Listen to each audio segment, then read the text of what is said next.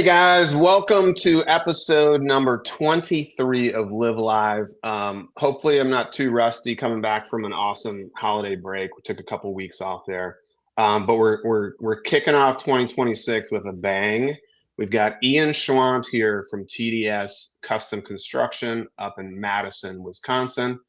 Ian is now the operations manager, production manager, writes for JLC, has his own Fine Homebuilding podcast. Is that right? Yeah, I'm one of the guest hosts on that show. He's a guest host on the Fine Homebuilding podcast. He's pretty much everywhere, so you've probably seen him, and really excited to have him here. He's not an easy guy to schedule, especially for the Wednesday morning spot. So thanks for being here, Ian. Yeah, thanks for having me, Dave. Yeah, and we were talking about it a little bit before. I think you kind of have a somewhat similar path to a lot of people in the world of remodeling.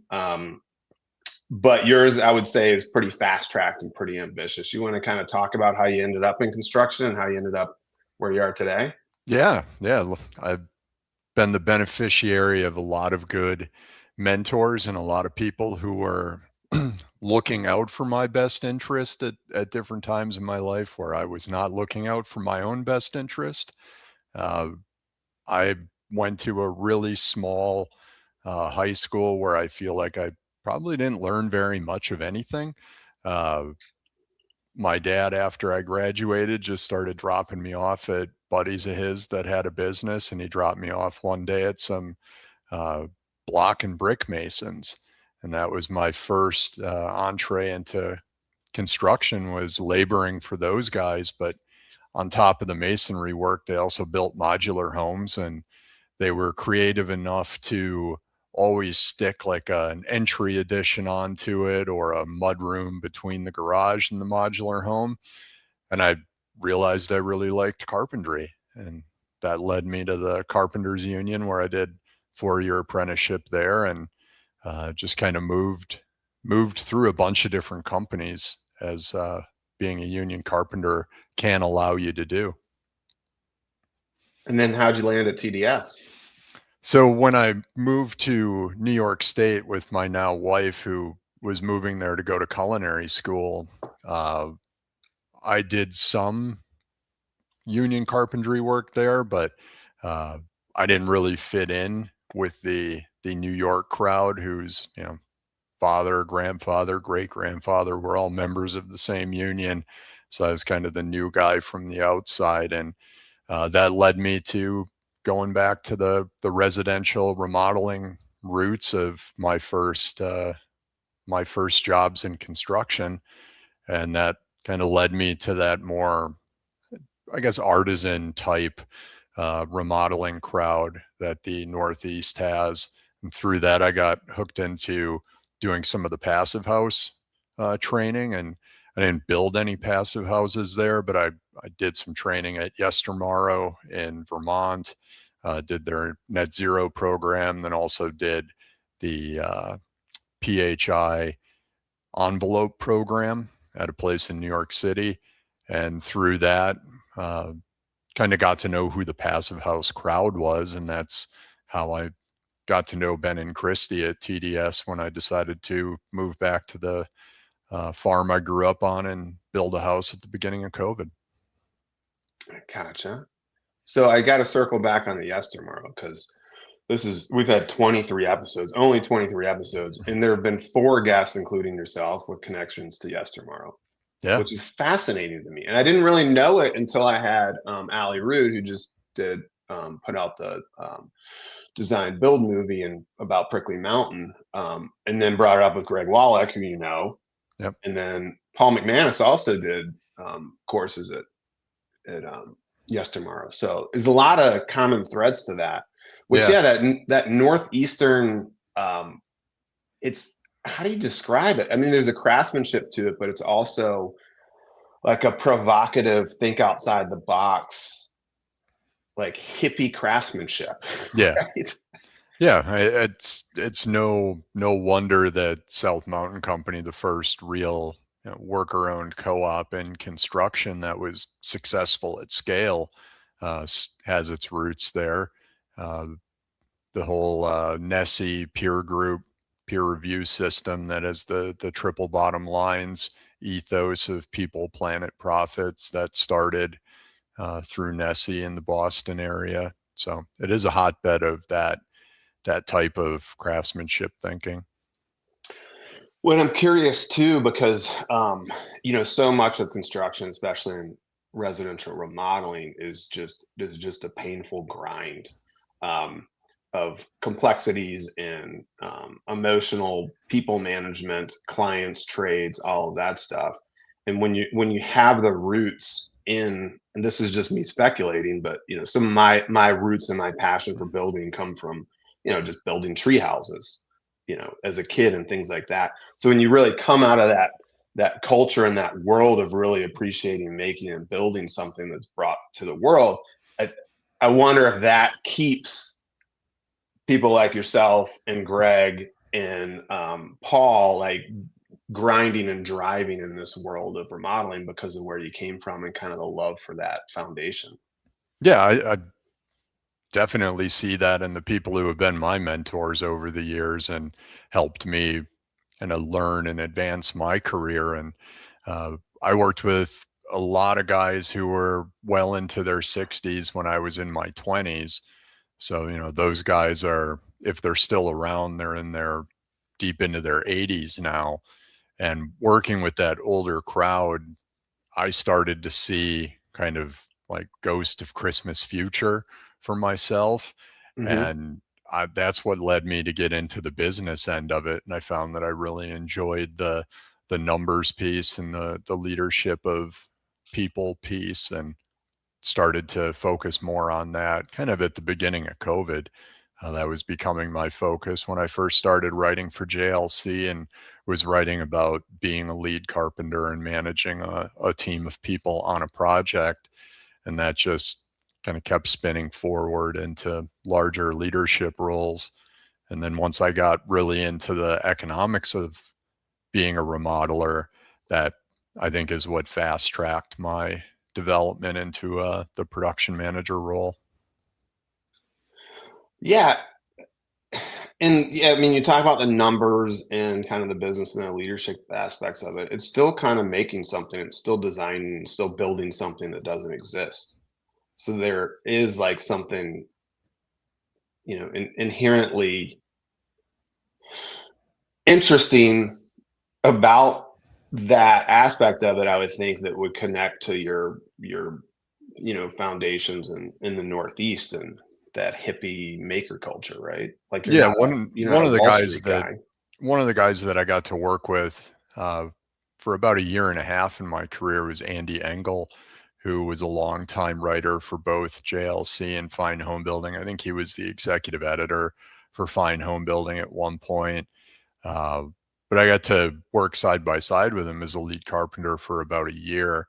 And he had this idea that he talked about often, uh, about being part of the continuum and being part of this knowledge base that continues to develop and move forward.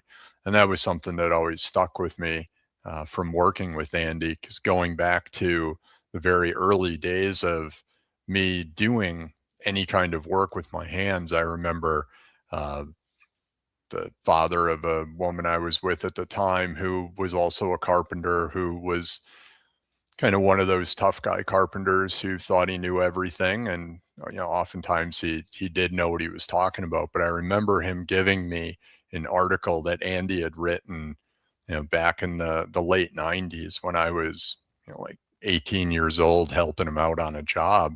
And he was like, read this. This guy really knows what he's talking about. And then, 20 some years later, I'm swinging a hammer with the guy, living in the Northeast instead of Wisconsin.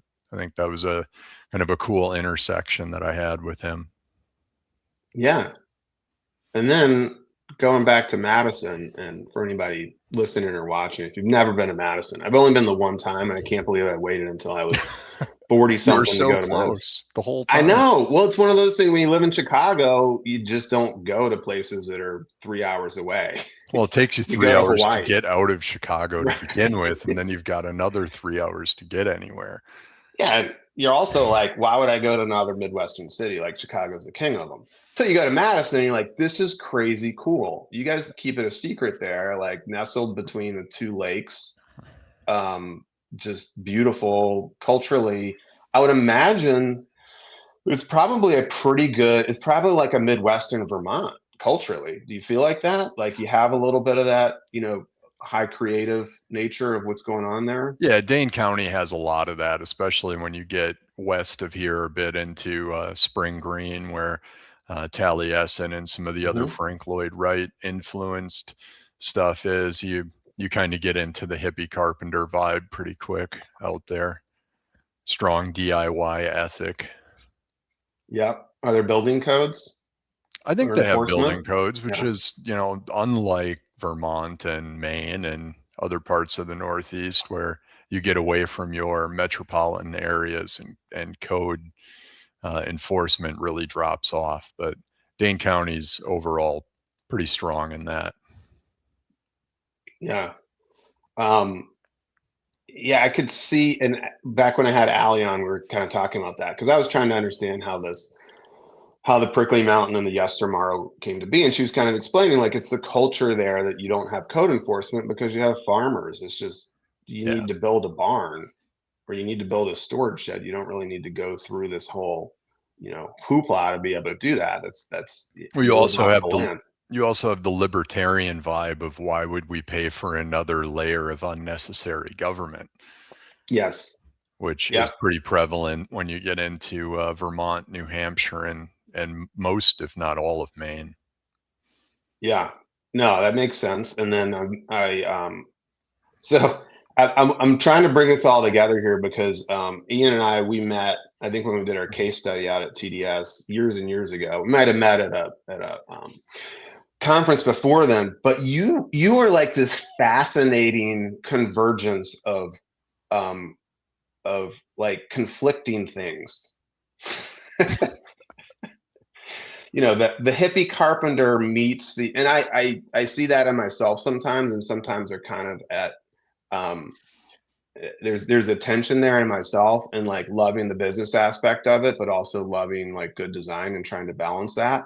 So you with your foundation in construction and then working in unions and all of that, now trying to direct um through a level of structure and Excel spreadsheets or whatever I'm sure you're using way more sophisticated stuff than that. Like, how do you find yourself having some tension between like your passions and your love of the passive house and the things that you really care about, of being like, does it make sense to do a passive house? You could just call me an unrepentant capitalist. That's okay.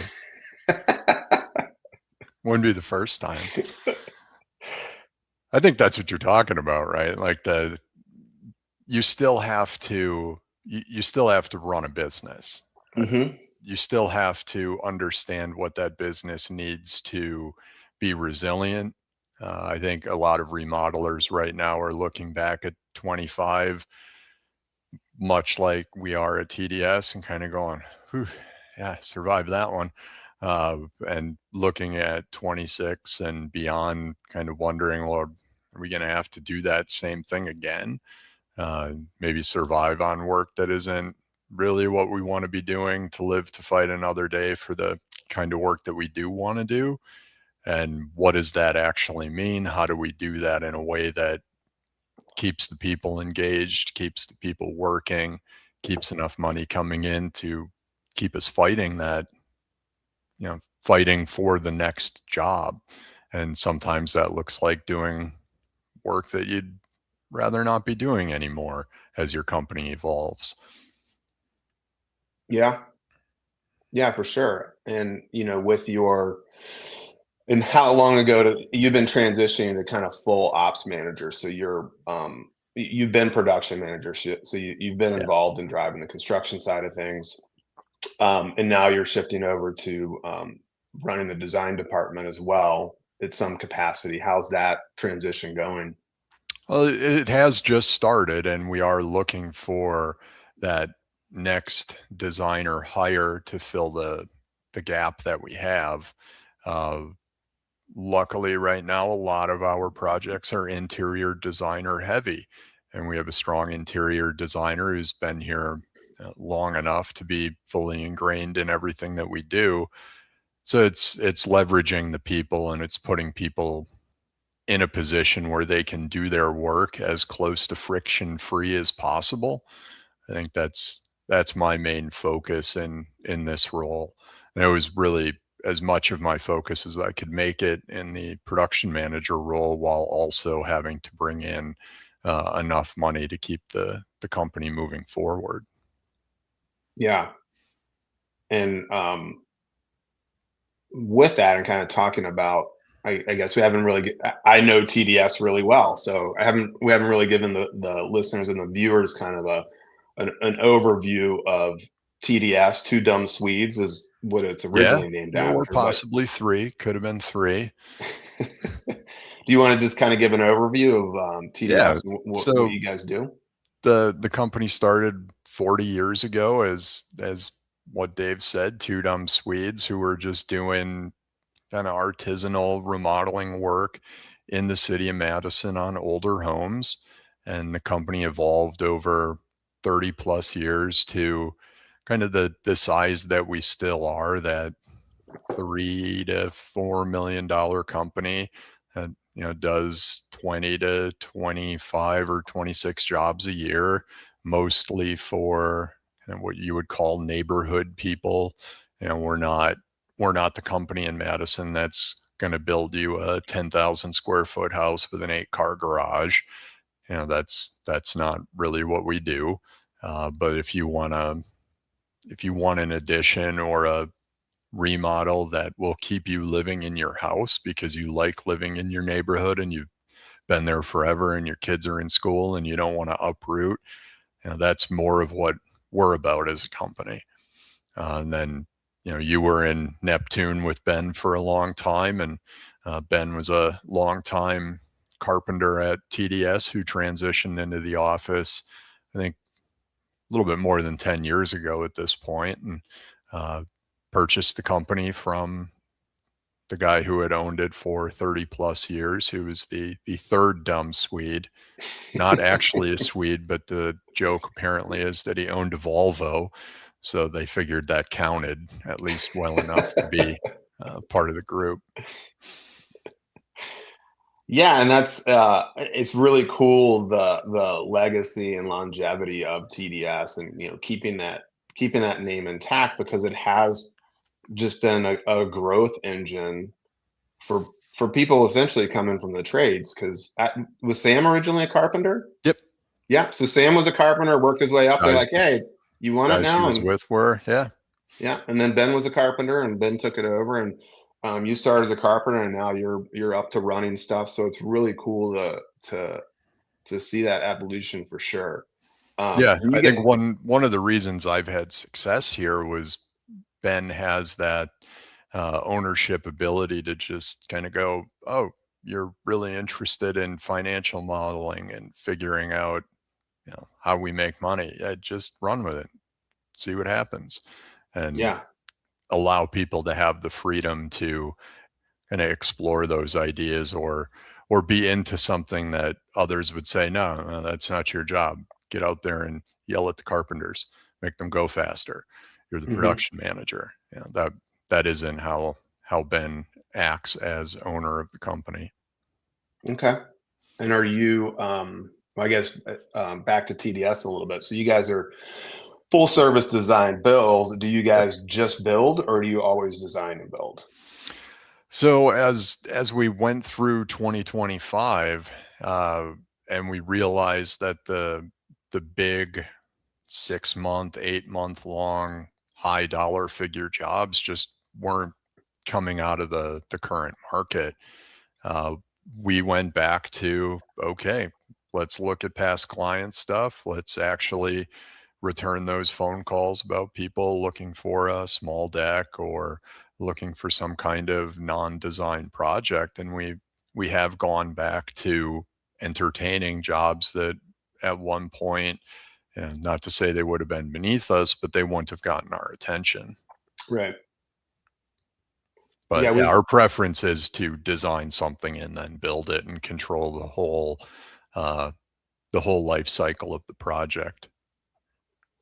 yeah, I mean that's really the joy of what we do is really the Apple model of the controlled system, the controlled environment to Yeah. both design and produce and be able to be real about pricing early on.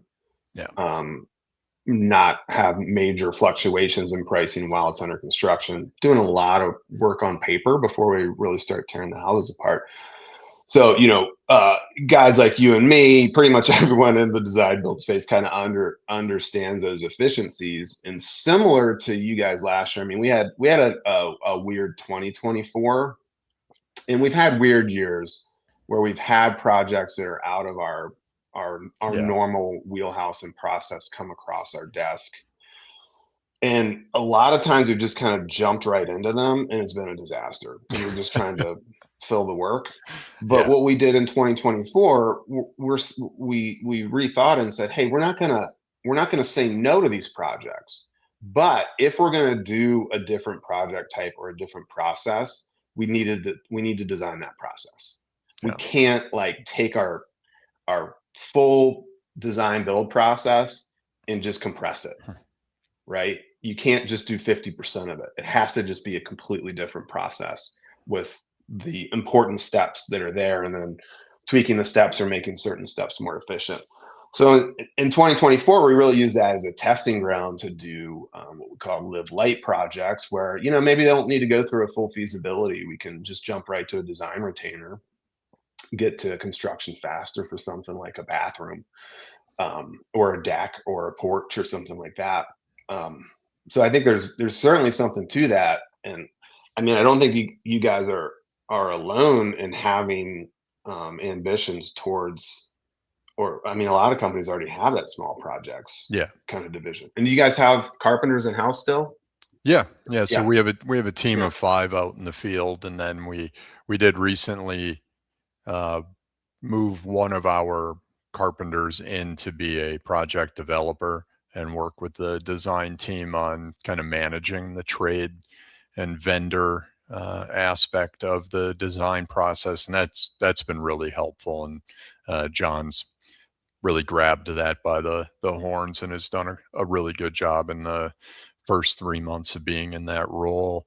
And then we've also transitioned our PM Kevin into more of like what a commercial project manager is, where he's taken a lot of that day-to-day financial oversight of the project that I think a lot of people have their production managers do. And he's used JobTread to build a lot of really good systems for himself to track cost to complete, track schedules for the project, track a master TDS schedule that has all the jobs and uh, all the labor on that one schedule. So that's been really good to see. And then Alex, our senior lead carpenter, has taken over like a field operations manager role where he can be kind of more in charge of the physical plant that is TDS's production team, vans, shop, training, things like that. So it's been good to see the other people stepping up into some of these roles, and for me Hmm. and Ben to be a part of leveling up other people within their roles in the industry is a pretty important thing for both of us. Yeah, absolutely. And on that, and you kind of alluded to it, or kind of talked about kind of artisan carpentry. A lot of what you guys are doing in Madison is relatively specialized. How how do you make that efficient? Is it on the front end? Is it on the field guys? Is it a little bit of both? How I are think you it's able to manage that? I think it's a little bit of both. Mhm. I did a site visit yesterday for a project, uh, kitchen remodel with a remodel of a living room that's adjacent to it. And we quickly found that the living room used to be a garage. So it kind of had all the weird garage stuff once you peeled all the onion layers back. But the lead carpenter on that project, Molly, had kind of run into an issue where some of the structural work that was required to change one of the wall openings, made it so that the kitchen cabinetry actually no longer fit on the wall. Been there. Right. Pretty common occurrence of a large remodel like that. So it was cool to be able to talk to her and Nathaniel, the other carpenter on the project, and kind of come up with a carpenter-based solution of just removing that wall, turning it back into the studs on the flat wall that it started off as when the kitchen was first measured, and doing a flush beam in the ceiling, which is something that we often have to do on remodeling projects, especially kitchen ones where you're opening up a kitchen to a dining room, or opening that kitchen and dining room into one room so that the kitchen can be double the size. So it's a lot of that kind of stuff. You're not going to catch all of that, no matter how good your design process is and your development process is. Those things are going to happen. Yeah, we're always trying to figure out how to identify where we may have an issue. Right. Right. Which is literally everywhere. You have to have a culture that normalizes the fact that mistakes will happen. You can't have a culture where mistakes are forbidden, because it's inevitable in the complexity of what we do. Every house is different. Sometimes every floor of every house or every corner of every house is different.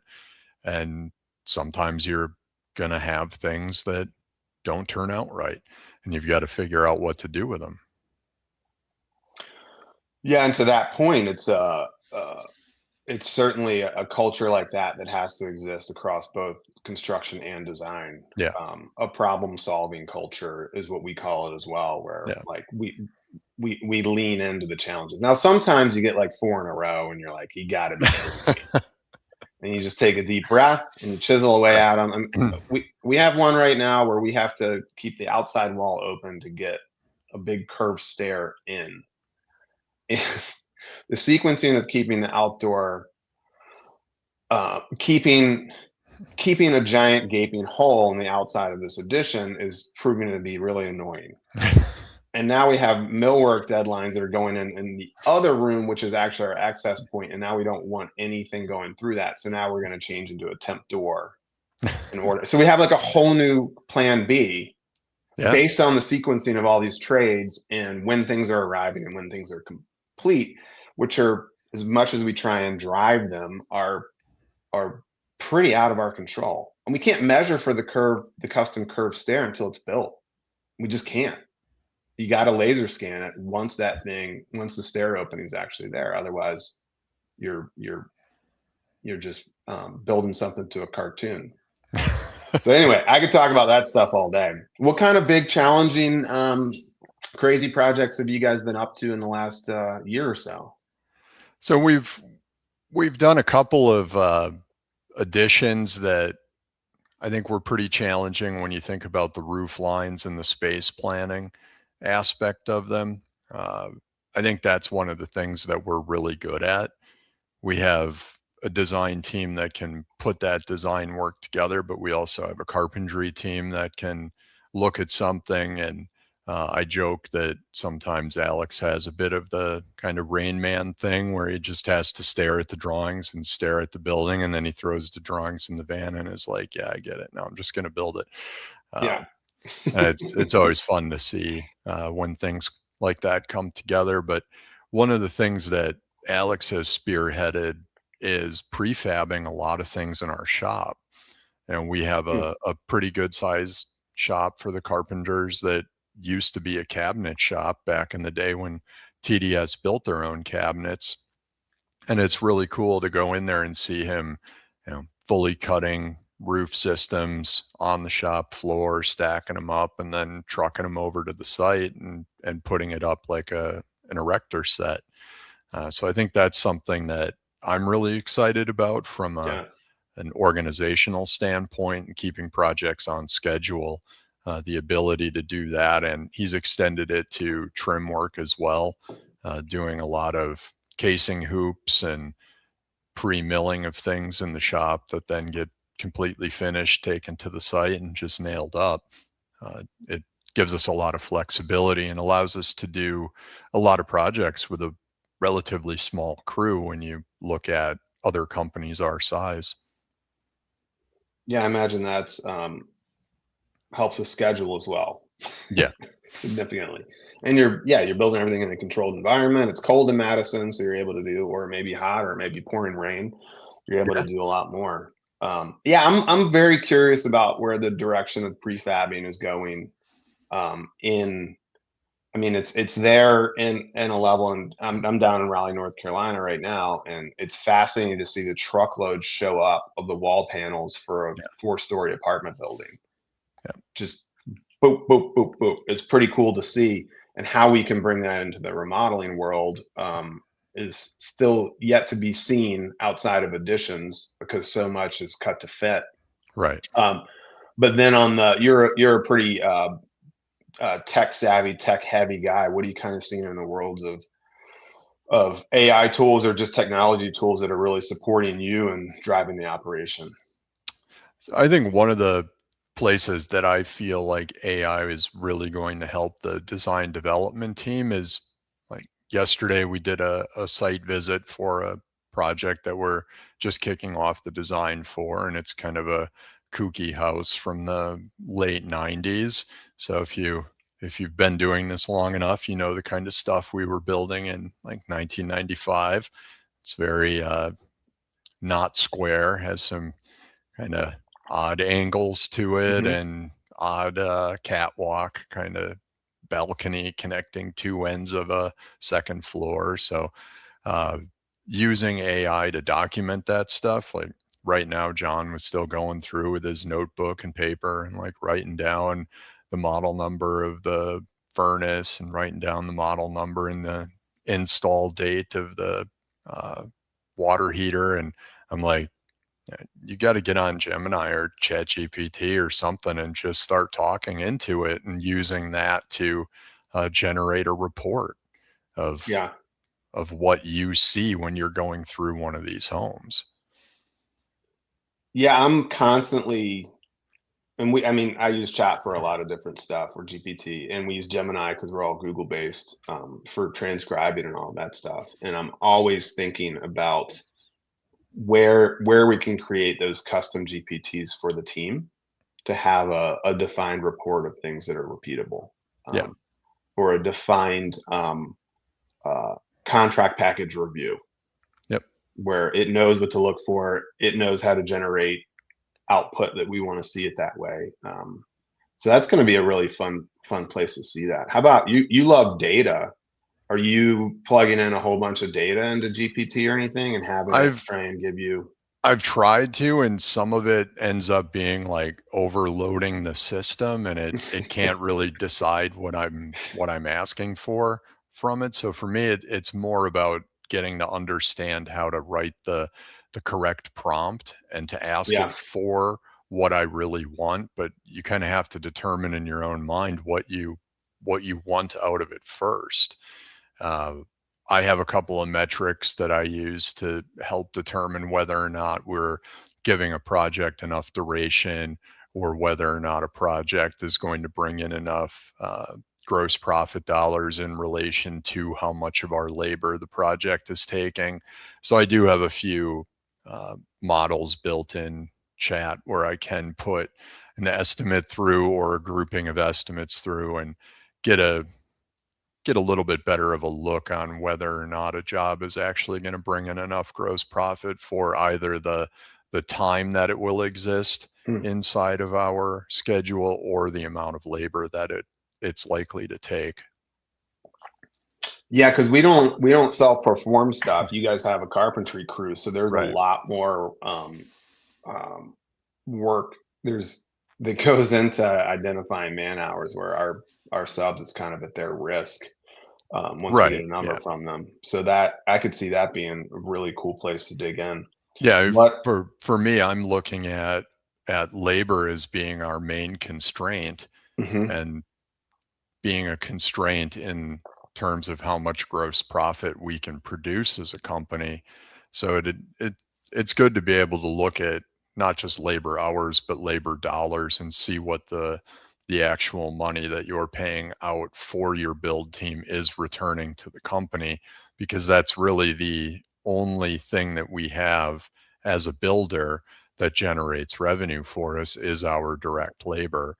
And one of the first things that I'm working on as operations manager, also overseeing the design department, is seeing if I can fold design's direct labor into a lot of those same metrics so that I can hold their work to the same standard as the carpentry crews when it comes to bringing gross profit to the company. All right. I dig it. So on that note, what software do you spend the most time in on a daily basis? I would say it's still probably Google Sheets, with Yeah. with JobTread being a really close second to that. Can you, and this isn't a JobTread ad, I promise, even though it seems like every time anyone talks about it, it turns into a JobTread ad. Can you connect data between Google Sheets and JobTread? Or is that kind of the point? It's mostly either download the CSV file, which I'm not a fan of because it's too much work. So I end up doing a lot of two screen grab and paste over into a Google Sheet. But I also have my big board spreadsheet that I wrote about in a recent Pro Remodeler piece that does have a lot of that data in it already in spreadsheet form. Have you used Gemini in Google Sheets at all? It's pretty cool. I haven't yet. I end up connecting a lot of it back to chat Yeah. because I've got the models already built in there, and my chat alter ego already knows the stuff that I'm working on.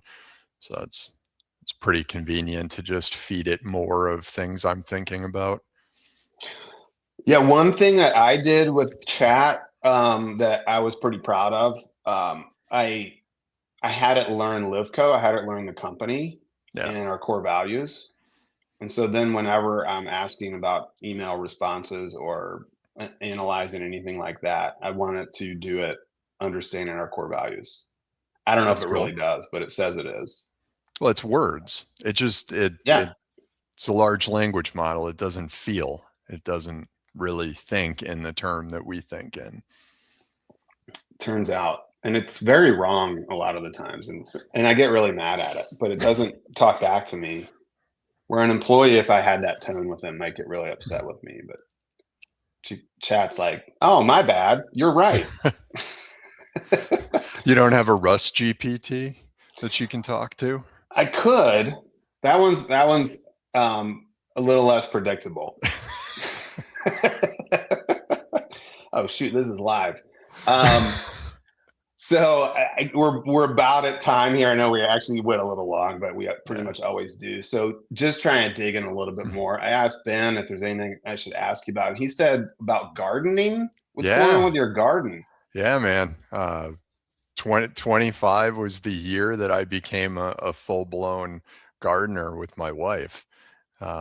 Really, one, drinking a lot less, and two, spending a lot of time out in the garden with her. We have a 3/4 acre garden on our property, and I have a little John Deere tractor with a loader on it and a bunch of goofy little garden tractor implements like a tiller and a cultivator. And we get out there and do our gardening, which is really large scale gardening.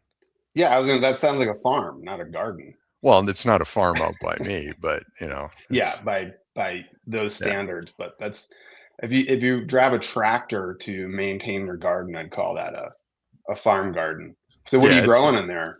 a lot of tomatoes because Yeah. my wife's a big part of her family is from Italy, and her grandmother, who she spent a lot of time with growing up, was off the boat from the Tuscany region of Italy. So she grew up making that kind of food with with her grandmother. So grow a lot of Roma tomatoes and some other fun kind of heritage type tomatoes or heirloom tomatoes. So a lot of that. And then I think we planted 370 some odd garlic bulbs this fall. Her goal is to never buy garlic again. Well, and that just multiplies, right? Yeah. That Yeah. just goes crazy. It's like asparagus. Well, Just never yeah. stops. This was actually the first year that we ate asparagus out of our garden too. So that was pretty exciting after having some epic fails of asparagus patches in the past. Yeah, so I know this isn't a gardening show, but this is just a show. This is what we talk about. So I haven't had a garden down here in North Carolina. In Chicago, we lived in Riverside, and so we're right on the riverbank. So you had this really incredible soil, but we didn't have a whole lot of room for it. But Right. my challenge, and I think I had to do more work on tomatoes to really understand, because you can't plant them until too late. So maybe you have to greenhouse them so that you can get tomatoes earlier.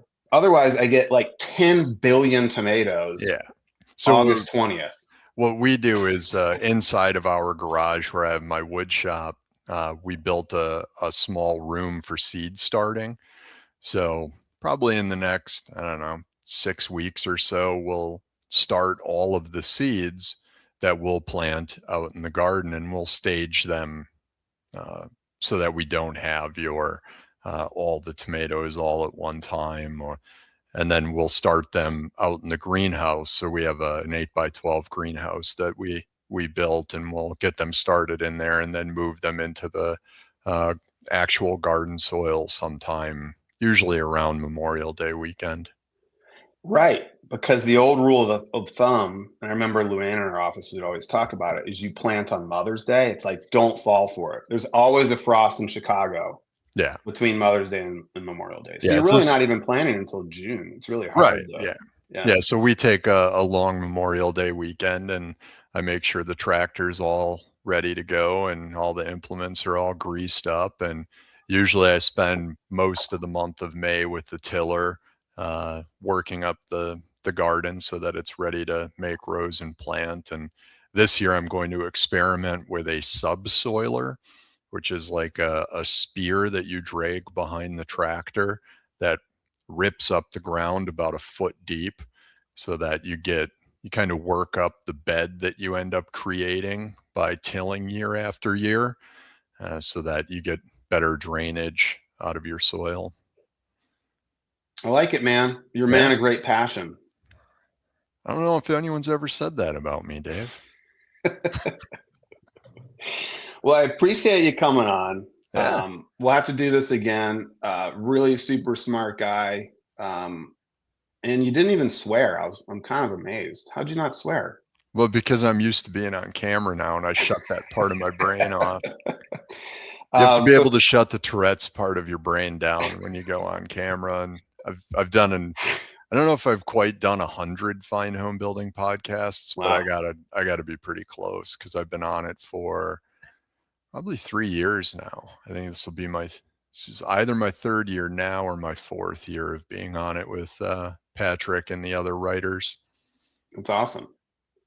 Not a whole lot of swear words, I suppose. Uh, they get edited out Oh yeah. Well, typically. we're live, Yeah, and this you goes don't to have any. Apple, and they'll label it as explicit. Yeah. Next thing you know, I'm down to two listeners, which then maybe right now I think I see three. So, Ian, where can people find you? I would start with my Substack, which is Nails to Numbers, Nails TO Numbers. That's where I'm doing all of my self-published business writing now. So if you want to have an understanding of some of the metrics that I started talking about here, that's a good place to look. But Cool. otherwise, you can find me on Fine Homebuilding Podcast and Fine Homebuilding and JLC's website under their author search. Awesome, man. Well, thanks for coming on in first show of the new year. So Yeah, this is 23. special. It's a big number in Chicago. Yeah, 23 and 26. So we're gonna keep it going. Thanks again, man. Say hey to Ben and the crew, and we'll talk to you soon. Will do. All right, man. Bye.